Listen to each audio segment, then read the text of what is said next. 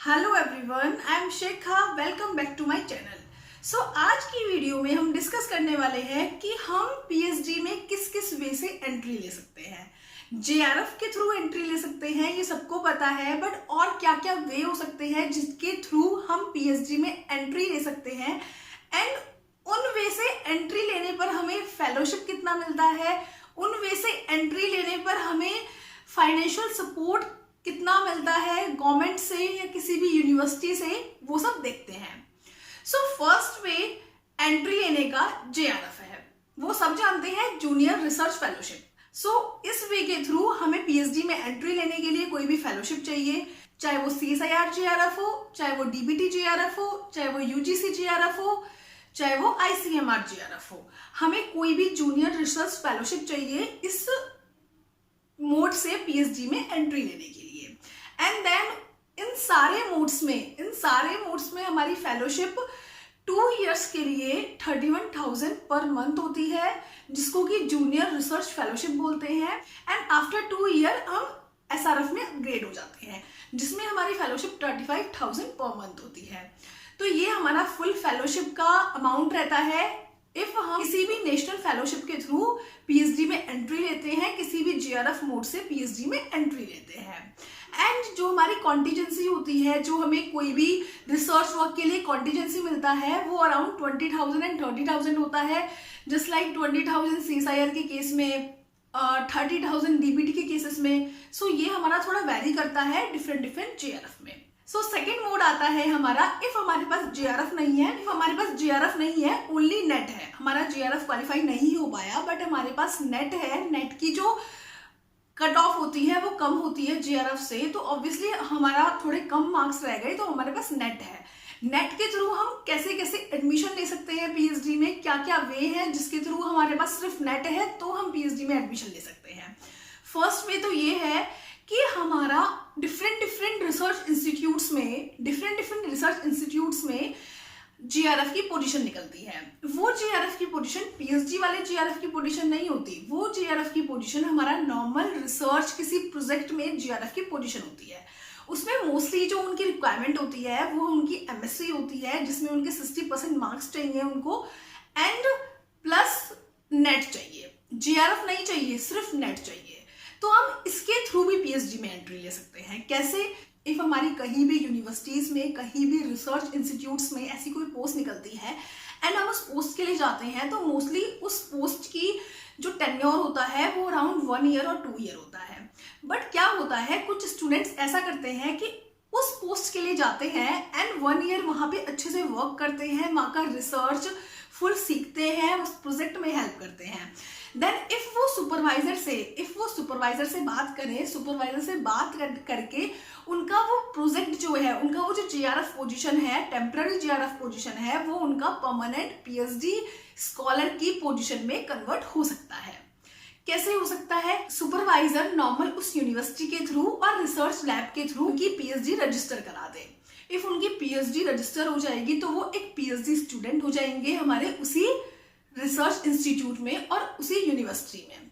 इसका क्या बेनिफिट होता है? इसका बेनिफिट ये होता है, एक तो हमारे पास प्रोजेक्ट हो गया, प्रोजेक्ट 2 ईयर का है, 3 ईयर का है, जितना भी टेन्योर है प्रोजेक्ट का, हमें उसके अकॉर्डिंग फेलोशिप मिलता रहेगा। ओके, फेलोशिप इसका 31,000 पर मंथ ही होता है, हमें फेलोशिप मिलता रहेगा साथ में, और फेलोशिप के साथ साथ हमारी पीएचडी भी चलती रहेगी। इफ आफ्टर 2 मंथ और 3 मंथ उस पोस्ट के बाद हम सुपरवाइजर से बात करें तो हमारा वहां से पीएचडी हो सकता है, हमारा जो जीआरएफ टेम्पररी पोजीशन है वो हमारा पीएचडी में कन्वर्ट हो सकती है। बट ये सब बातें डिपेंड करती है सुपरवाइजर पर। मोस्टली सुपरवाइजर रेडी नहीं होते, बट कुछ सुपरवाइजर्स हैं जो रेडी हो जाते हैं। उनको पीएचडी के लिए स्टूडेंट चाहिए होता है, तो वो सोचते हैं एक नया स्टूडेंट क्यों लेना, जो प्रोजेक्ट के लिए जीआरएफ आया है उसको नॉलेज है, वो 6 मंथ लैब में वर्क कर चुका है, उसको नॉलेज है, और उसका 2 और 2.5 ईयर का अभी प्रोजेक्ट रहता है, तो इसी प्रोजेक्ट में उसको पीएचडी दे दिया जाए। तो ये बहुत अच्छा वे होता है पीएचडी में एंट्री लेने का, बिकॉज इससे एक तो हमारा पास जीआरएफ नहीं है, जो नेशनल एग्जाम है सीएसआईआर, यूजीसी, डीबीटी, वो एग्जाम ना होते हुए भी हमने पीएचडी में एंट्री ले लिया है और हमको वही सेम फेलोशिप मिल रहा है। तो ये भी बहुत अच्छा मोड है जिसके थ्रू हम पीएचडी में बहुत इजीली एडमिशन ले सकते हैं। और साथ में इफ पीएचडी के ड्यूरिंग आपने CSIR का, DBT का, इन सब के एग्जाम्स दिए और आप क्वालिफाई हो गए, तो आप उसी पीएचडी की पोजीशन पे अपना खुद का GRF, अपना खुद का फेलोशिप एक्टिवेट करवा सकते हैं। तो आपका वो जो प्रोजेक्ट का फेलोशिप है वो खत्म हो जाएगा और जो आपका न्यू अपना फेलोशिप आपने अभी पास करा है वो स्टार्ट हो जाएगा। तो ये भी बेनिफिट रहता है कि हमारा ईयर भी वेस्ट नहीं होता, हम लोग पीएचडी में एनरोल भी हो जाते हैं और साथ में हमारा CSIR या DBT ये सब फेलोशिप भी क्वालिफाई हो जाती हैं, ये सब एग्जाम्स भी क्वालिफाई हो जाते हैं। बस इसमें थोड़ी सी एक्स्ट्रा मेहनत करनी पड़ती है हमें अपनी लैब वर्क के साथ, क्योंकि हमें पीएचडी तो मिल गया है, पीएचडी मिल गया है किसी प्रोजेक्ट के अंडर। बस हमें उस पीएचडी में यदि फुल टाइम मनी चाहिए, फुल टाइम फाइनेंशियली हम स्टेबल चाहिए, तो हमें उस पीएचडी के साथ साथ थोड़ा सा GRF के लिए भी पढ़ना पड़ेगा और GRF के लिए पढ़ के हम GRF निकाल सकते हैं। उससे हम प्रोजेक्ट पे डिपेंड नहीं रहेंगे कि प्रोजेक्ट का टेन्योर क्या है, हमें सिंपल अपना खुद का फेलोशिप मिलेगा। ओके, ये होता है हमारा उन स्टूडेंट्स के लिए मोड जिनका नेट क्वालिफाई हुआ है, उनका CSIR GRF क्वालिफाई नहीं हुआ, उनका GRF क्वालिफाई नहीं हुआ, उनका सिर्फ नेट क्वालिफाई हुआ है। इसी नेट क्वालिफाई में एक और मोड आता है, DRDO और कुछ रिसर्च इंस्टीट्यूट्स अपने यहाँ फेलोशिप प्रोवाइड करते हैं और अपना इंस्टीट्यूट का फेलोशिप प्रोवाइड करते हैं। इसको बोलते हैं इंस्टीट्यूशन फेलोशिप। क्या होता है, इन स्टूडेंट्स का रिटर्न एग्जाम होता है एंड रिटर्न एग्जाम होने के बाद इनका इंटरव्यू होता है। कुछ केसेस में सिर्फ इंटरव्यू होता है, रिटर्न एग्जाम नहीं होता। तो इन एग्जाम्स को क्वालिफाई करके भी आप अपनी पीएचडी आप स्टार्ट कर सकते हैं और आपको फुल फेलोशिप मिलती है। वो इंस्टीट्यूट की तरफ से फेलोशिप मिलती है, उसको इंस्टीट्यूशनल फेलोशिप बोलते हैं। वो सिर्फ आपके नेट के बेसिस पे मिलती है। इफ आपका MSc है 60% से अबव में एंड आपका नेट है, GRF नहीं है। एक तरीका तो ये है कि आप प्रोजेक्ट के थ्रू जाओ इफ आपके पास नेट है। एक तरीका ये है कि आप DRDO में या बहुत सारे रिसर्च इंस्टीट्यूट्स हैं जो नेट के बेसिस पे GRF पोजीशन निकालते हैं, PhD पोजीशन निकालते हैं, आप उन PhD पोजीशन में एडमिशन ले सकते हैं और इसके थ्रू आपको इंस्टीट्यूशनल फेलोशिप मिलती है। बट यहाँ पे ड्रॉबैक ये आता है कि ये जो सीट्स होती हैं बहुत कम होती हैं, यह जिसकी वजह से बहुत कम स्टूडेंट्स का यहाँ पे सिलेक्शन हो पाता है। बट स्टिल इफ आपका नेट क्वालिफाइड है, आपका CSIR क्वालिफाई नहीं हुआ है, तो आपके लिए गोल्डन चांस है, आप इन इंस्टीट्यूट्स में अप्लाई कर सकते हो। इससे आपके पास अपनी खुद की इंस्टीट्यूशनल फेलोशिप हो जाएगी और इंस्टीट्यूशनल फेलोशिप भी 31,000 पर मंथ 2 ईयर्स के लिए एंड 35,000 पर मंथ 3 ईयर्स के लिए होती है। मीन्स इसमें आपको कोई टेंशन लेने की जरूरत नहीं है। इसमें फिर आप CSIR क्वालिफाई करो, DBT क्वालिफाई करो या ना करो, अब आपके पास अपना खुद का फेलोशिप हो गया है। इसी नेट में ही जो फर्स्ट मोड था अभी बताया था, जिसमें आप प्रोजेक्ट के थ्रू जा सकते हो, इसमें थोड़ा प्रॉब्लमेटिक होता है क्योंकि प्रोजेक्ट सिर्फ कुछ टाइम का होता है। बट इफ आपको इंस्टीट्यूशनल फेलोशिप मिल रही है तो इंस्टीट्यूशनल फेलोशिप अलग अलग इंस्टीट्यूट्स की होती है और वो फुल 5 ईयर की होती है, वही होती है जो सेम CSIR में मिलती है। बट ड्रॉबैक ये होता है कि इसकी सीट्स बहुत कम होती हैं और सिलेक्शन बड़ी मुश्किल से होता है। बट स्टिल ये गोल्डन चांस है स्टूडेंट्स के लिए इफ उनका GRF क्वालिफाई नहीं हुआ है, CSIR GRF DBT GRF qualify नहीं हुआ है और अब वो और टाइम नहीं लगाना चाहते CSIR में और अपनी PhD स्टार्ट करना चाहते हैं। तो ये था हमारा सेकेंड मोड। फर्स्ट मोड आया GRF के थ्रू, सेकेंड मोड आया ओनली नेट एग्जाम हुआ है उसके थ्रू। नेट एग्जाम हुआ है उसमें भी 2 मोड्स आए हैं, एक मोड आया है प्रोजेक्ट के थ्रू, एक मोड आया है इंस्टीट्यूट्स के थ्रू। अब आता है हमारा थर्ड मोड। थर्ड मोड आता है हमारा कि इफ आपका नेट भी नहीं हुआ है, आपका नेट भी नहीं हुआ है, GRF भी नहीं हुआ है, आपके पास कुछ नहीं है, आपके पास नेट भी नहीं है, आपके पास सिर्फ MSc है, तो उन स्टूडेंट्स के लिए कुछ यूनिवर्सिटीज हैं, Delhi university, Banaras Hindu university, Jawaharlal Nehru university, कुछ ये यूनिवर्सिटीज हैं। ये यूनिवर्सिटीज अपना यूनिवर्सिटी फॉर्म्स निकालती हैं। उन फॉर्म्स के थ्रू पहले एंट्रेंस एग्जाम होता है एंड देन एंट्रेंस एग्जाम के बाद इनका इंटरव्यू होता है। इंटरव्यू के बाद आपको PhD पोजीशन मिल जाती है। बट इनमें जो फेलोशिप होती है वो university fellowship, non net fellowship बोलते हैं उसको। नॉन नेट फेलोशिप की अमाउंट कम होती है, अराउंड हमारी 8,000 पर मंथ होती है नॉन नेट फेलोशिप।